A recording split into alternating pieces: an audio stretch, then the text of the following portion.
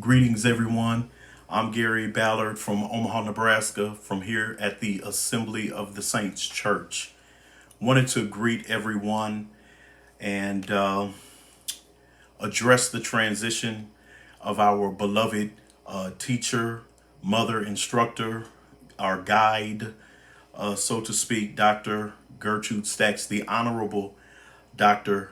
Gertrude Stacks. As I was trying to think of what to come on and say so I could address everybody, thank you all for your concerns and reaching out and everyone sharing testimonies and talking. And we're trying to answer as many calls as we can. And our hearts and our minds are toward Detroit. To first, you there, Shalom International, Shalom Fellowship International. You know that we're praying for you all, believing great things for you all, celebrating in advance your strength, and appreciating what an honor it must to have been to grow up in a ministry with Bishop Jesse T. Stacks and the Mother Gertrude Stacks, with the full fellowship prayer band and Mother Boyd and all of the ministry gifts. How blessed you all are. Those of you young people who grew up in that state, and then all of you adults, and even some of you, my elder brothers and sisters, congratulations on lives well lived and having served your leader in the house of God in such a faithful manner for all of these decades. God bless you. Honor to you. Our thoughts and our prayers are with you. Our heart is towards you in this very hour, in this season, while we are acknowledging this new bittersweet reality of the transition of Dr. Stacks. I was just thinking out loud with everyone else and sharing testimonies. And I first met Dr. Stacks through my late pastor, Donald Curlin.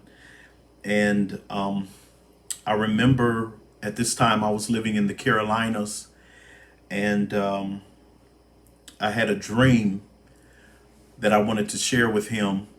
He was the only person in the fellowship prayer band that I had met at that time. I had a dream one night in one of the most difficult transitional seasons of my life at that time. I had a dream that I went to this church, and it was like a strip mall, kind of like an industrial park. You know, the industrial parks with kind of the doors along the buildings, and you kind of park in front. And I went inside the building, and it was kind of a crowd in the lobby for your area, and I was met by a lady in white, short lady. She had big round glasses on. I remember she had on all white, a white hat. And I remember she smiled at me, and she took her two fingers and put them in my stomach. And as she brought her fingers up my chest to my throat, I remember my response was less than godly at the time. And I'm gonna leave a lot of sensational parts out. And fast forward, this little woman in white told me, and tomorrow night we go finish it. And it was just very bright, and that was the end of that scene in that dream. I was on the phone at the time with Dr. Curlin, telling him about this dream that I had. He began to speak in tongues immediately and dropped the phone to the floor. I could hear it. And I was like, Pastor Curlin, and I could hear him speaking in tongues, praying in the spirit. He picked the phone back up, and I could hear people in the background saying, you know, Donnie, what's going on? What's wrong? Is everything okay? Donnie, what happened? And he picked up the phone, and he said, I have a lady here, and I want you to tell her the dream that you just told me. And I said, okay. He gave her the phone. She said, you had a dream? I said, yes, ma'am. She said, tell me your dream. I began to tell her the dream, this lady on the phone. I began to tell her the dream I had that I just shared with you. And I can remember vividly, as if it were yesterday, this intense heat at the top of my head, just an intense heat out of nowhere. and this heat began to move down.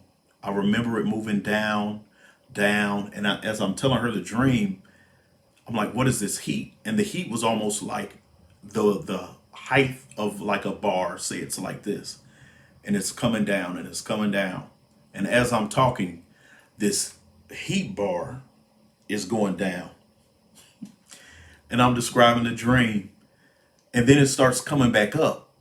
And as I'm telling the dream, I was like, "This lady's scanning me."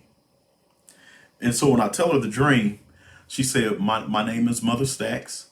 She said, "There's a praying intercessor here. Her name is Mother Estella Boyd.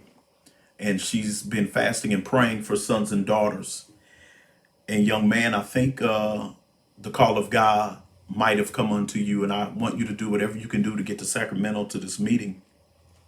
She said some other things and put Pastor Curlin back on the phone. And he was a mess. And of course, I'm not understanding any of this. And from that moment, I knew her as the woman of my dreams, just the woman in my dreams.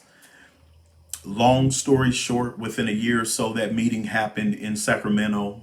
I went to Sacramento at this time from Omaha, Nebraska. I don't remember the outside of the building because it was at night when we went to the service, but it was very similar to the dream. And that night, I met Mother Boyd. She prayed for me a couple of times, similar to the dream. And I remember Pastor curling up, taking tithes and offering and ministering in song and singing in the spirit like he always did. And I went out in the spirit. By the time I woke up, came to, the service was over. Everybody was gone. The lights were off. I remember Brother Mike at the time. His name was Brother Mike. He was vacuuming. And I remember him looking over there and shaking his head while I was peeling myself up off the floor. I got to my chair and sat down in the pitch black now, except for the light from the hallway. And I remember looking over to the side of me, and I saw these three white figures in these chairs. And I looked again, and it was Mother Boyd, Mother Stacks, and Mother Dupree sitting in those chairs. Everybody was gone out of the church except for Pastor Curlin and maybe a couple other persons and the brother that was cleaning, but all the lights were off. And I remember them leaning in and smiling, and I remember leaning back like, what just happened? And there's some things Mother Boyd began to tell me. Mother Stacks began to tell me some things. And I remember Mother Stacks saying, "It's always the first one. Whoever mother gets first, it's that first one." And I remember Mother Dupree, and they all told me some things and explained to me some things about what had taken place. They encouraged me to keep up with the meetings as they moved all over the country and those kind of things. And long story short, I did, and I have. Fast forward to Mother Boyd's homegoing service. I remember sitting there at perfecting. Well, before that, I remember Mother Stacks calling me, which was surprising to me. Out of everybody in the fellowship, Mother Stacks was the one that I probably revered, or if I were to be transparent, had a reverential fear of the most. Not Elder Collins, not Mother Boyd, that Mother Stacks. Something about that Dr. Stacks and the way she was gifted. That was the one. And then her teaching style, her incredible teaching, and very no nonsense. There was no games played. Dr. Stacks was a real one. And I didn't fool with Dr. Stacks a lot. I didn't stay out of her way, but I didn't get in Dr. Stacks' way. And I was much more familiar with some of the other ministry gifts, obviously. But when she called me and she let me know that Mother Boyd was in the hospital there in Detroit, but she was calling different ones to give them final instructions and these kind of things. And I remember going to Detroit, her meeting me, taking me to the room, and I got to spend time in the room with Mother Boyd. And coming out of the room later, she shared some more things with me about what was taking place and the significance of me being called there to the hospital downtown in Detroit. I remember finding out not long after, a few weeks after, that Mother did take her flight. And I can remember sitting and perfecting off to that left side on the aisle, trying to process everything that was happening at Mother Boyd's homegoing service. And I can remember distinctly when Mother Stacks got up She began to speak of her meeting Mother Boyd and how she began to travel with Mother Boyd.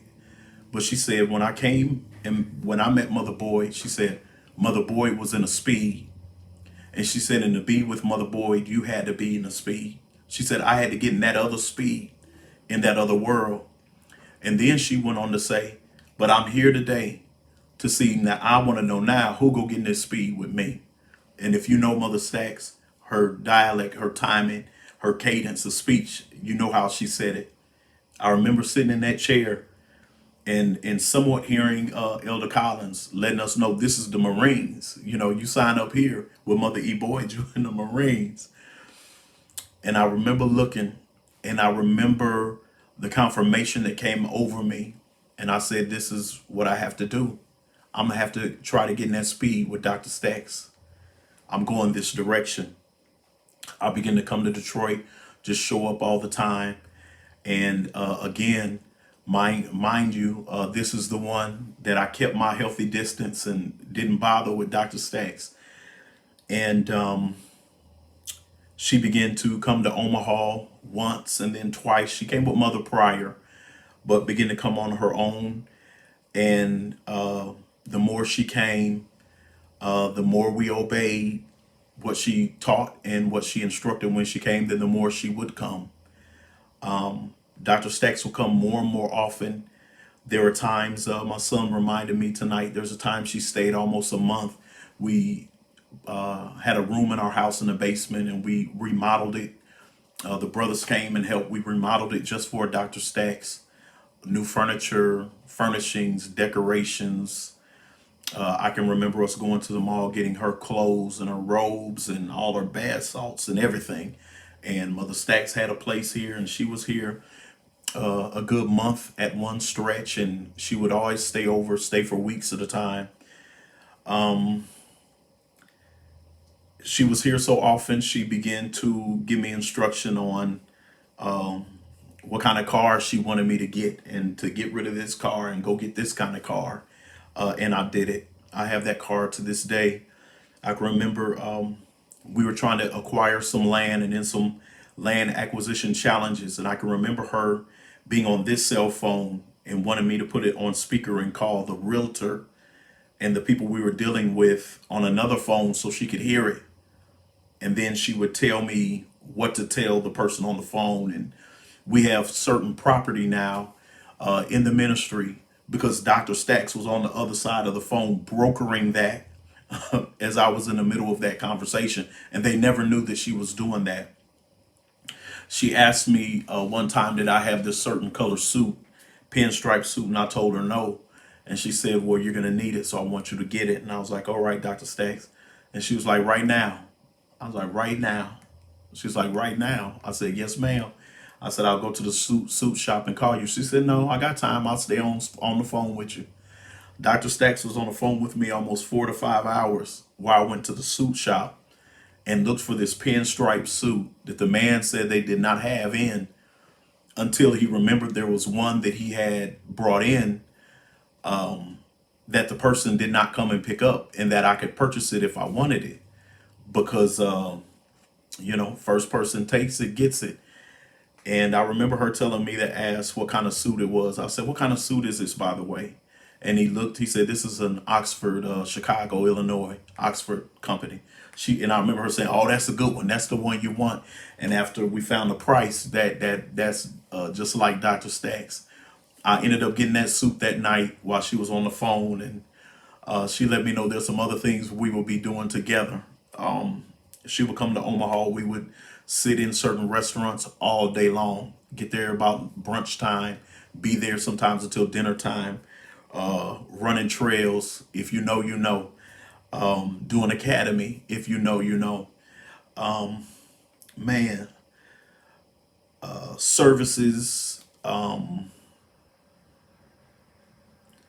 You really never think of all of the interaction and the integration until you go back like this and speak about it. And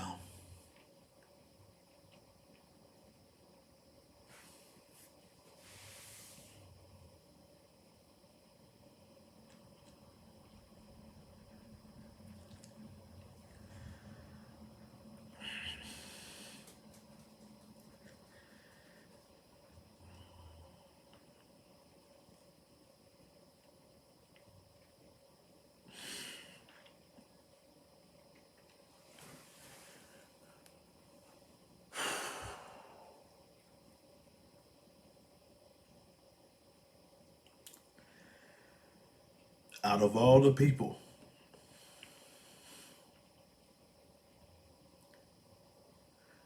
I never would have thought that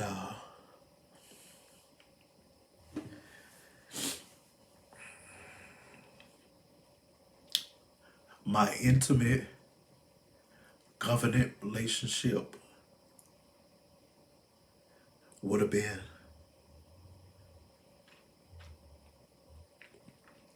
with Dr. Stacks.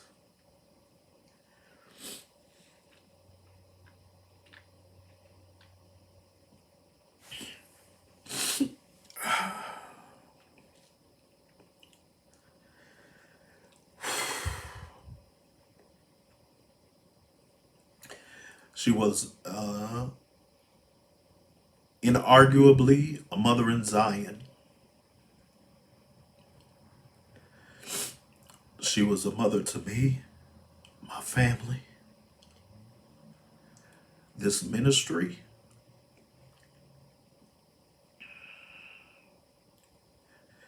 But she befriended me. And not only did she, was she a mother to me,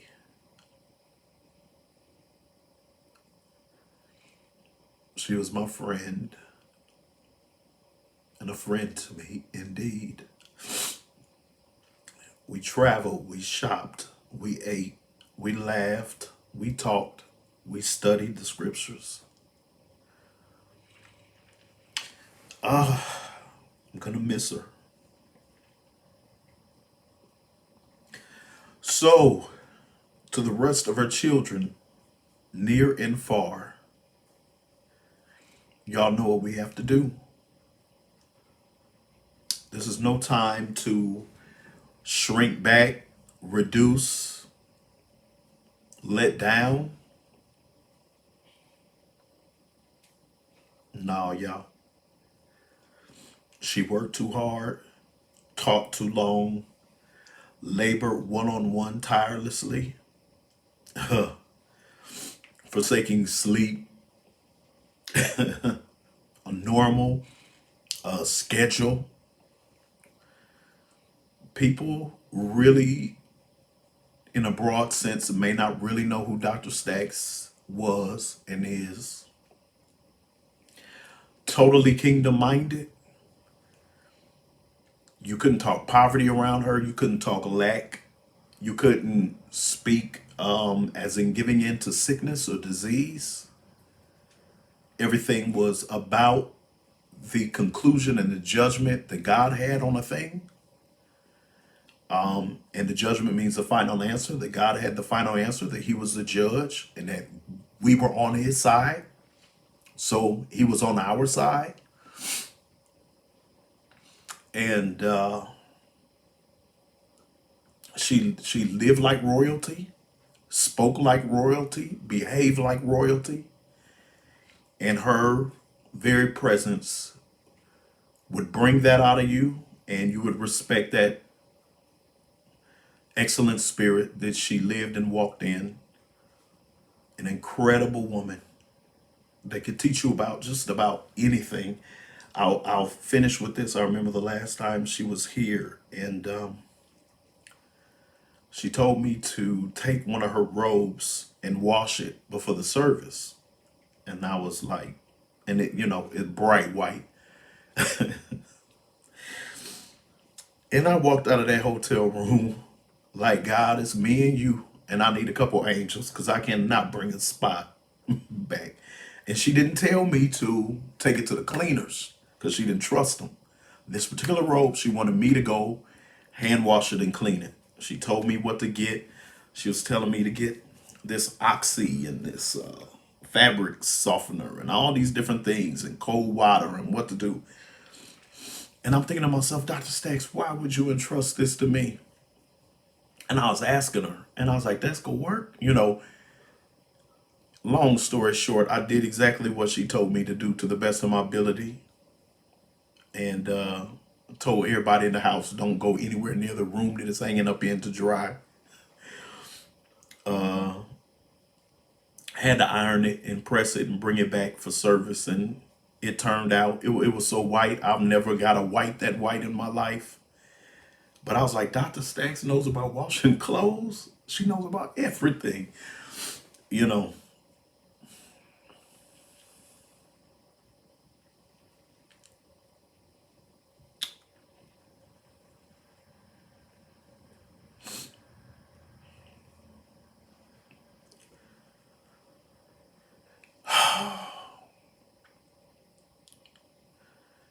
So to Shalom, to her family,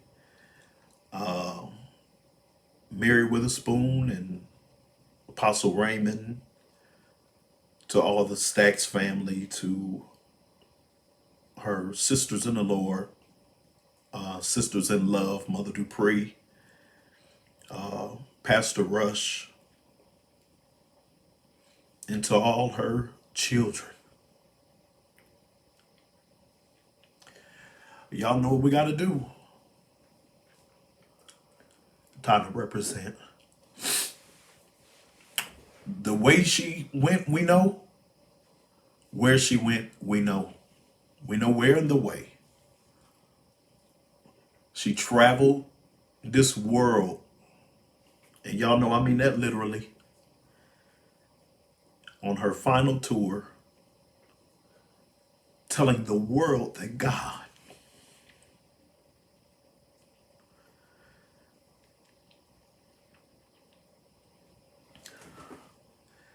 was going to stop time.